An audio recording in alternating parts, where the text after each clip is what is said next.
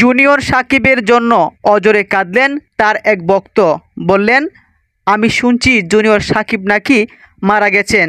এই কথাটা শোনার পর আমার দু চোখের ঘুম হারাম হয়ে গেছে। আমার কিছুই ভালো লাগতেছে না। আমি জুনিয়র সাকিবের অনেক বড় ফ্যান ছিলাম। বিশ্বাস করেন, দীর্ঘদিন যাবৎ জুনিয়র সাকিব যখন হাসপাতালে শুয়ে আফেরার দেশে চলে গেছে, তাদের মৃত্যুর সঙ্গে পাঞ্জা লড়ছেন, আমি তার জন্য দোয়া করেছি। এমনকি জুনিয়র মিশা সৌদাগর তিনিও জুনিয়র সাকিবের পাশে দাঁড়িয়েছেন এবং বলেছেন, না ফেরার দেশে চলে গেছেন জুনিয়র সাকিব। প্রিয় দর্শক শ্রোতা, অ্যাকচুয়ালি কি জুনিয়র সাকিব না ফেরার দেশে চলে গেছেন, নাকি ফেক নিউজ, নাকি গুজব ছড়িয়েছে কেউ? মারা গেলে তো তোর আগে জানতি না। তুলে ধরছি বিস্তারিত। আমরা জানি গত 9 জুলাই তার স্ত্রী শিখা খান জুনিয়র সাকিবের বিশেষজ্ঞ কেটে দিয়েছেন। তারপরেই প্রায় 21 থেকে 25টি দিন যাবৎ মৃত্যুর সঙ্গে পাঞ্জা লড়ছেন জুনিয়র সাকিব। তাকে দেখতে হাসপাতালে ভিড় করছেন অসংখ্য ভক্তরা। জুনিয়র সাকিব তিনি মূলত বাংলাদেশের সুপারস্টার শাকিব খানের একজন বড় ভক্ত। প্রায় সময় শাকিব খানের কণ্ঠে হুবহু কথা বলে দর্শকদের মন জয় করে নিয়েছেন। এভাবে তিনি তার উপাধি পেয়েছেন জুনিয়র সাকিব। তার প্রকৃত নাম শাকিল ব্যাপারী। জুনিয়র সাকিবের জীবনে ঘটে গেল এমন একটি মর্মান্তিক ঘটনা। লোভে পাপ, পাপে মৃত্যু। শিখা খানের জায়গা জমি, টাকা পয়সা এবং ভিডিও তৈরি করার জন্যই হাত পেতে ভালোবাসার ফাঁদ পেলে একে অপরকে বিয়ে করেছিল।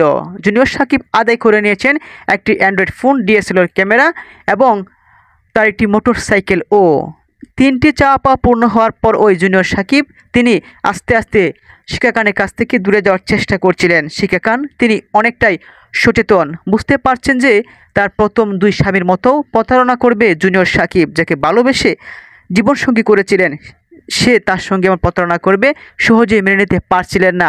যার ফলেই ঘুমের ওষুধ খাইয়ে জুনিয়র সাকিবের বিশেষজ্ঞ কেটে দিলেন শিখা খান। অনেকে বলতে পারেন, শিখা খান তিনি কে? শিখা খান তিনি হলেন জুনিয়র সাকিবের স্ত্রী। সম্প্রতি সামাজিক যোগাযোগ মাধ্যমে সবচেয়ে বেশি ভাইরাল দুটি নাম। প্রায় সময় তারা কাপল ভিডিও তৈরি করতেন। এভাবেই ইউটিউব এবং ফেসবুকে ব্যাপক জনপ্রিয়তা লাভ করেন জুনিয়র সাকিব। তবে শিখা খান যখন এমন একটি অপ্রীতিকর ঘটনা ঘটিয়েছে তার সঙ্গে, তারপর তিনি হাসপাতালে শুয়ে শুয়ে বলছেন, 2022 সালের পূর্বে আমার জীবনটা অনেক সুন্দর ছিল, তবে আমি বাঁচতে চাই। শিখা, তুমি আমাকে সুন্দর করে বাঁচতে দিলে না। আরও একটি মেয়েকে বিয়ে করতে চেয়েছিল জুনিয়র সাকিব। শিখা খান তিনি বলেছেন, অনেক স্বপ্ন নিয়ে তোকে ভালোবেসে বিয়ে করেছিলাম, আমার অধিকার অন্য কাউকে, অন্য কোনো মেয়েকে দেব না। যার ফলেই শিখা খান তার স্বামী জুনিয়র সাকিবের বিশেষ অঙ্গই কেটে ফেললেন।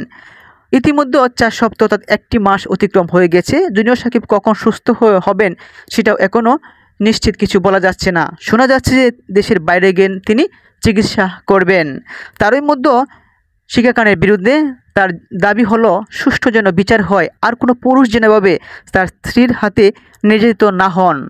শিখা খান তিনি বলেছেন, জুনিয়র সাকিব আমার সঙ্গে প্রতারণা করেছে, আমার মেয়ের সঙ্গে অপ্রীতিকর ঘটনা ঘটিয়েছে।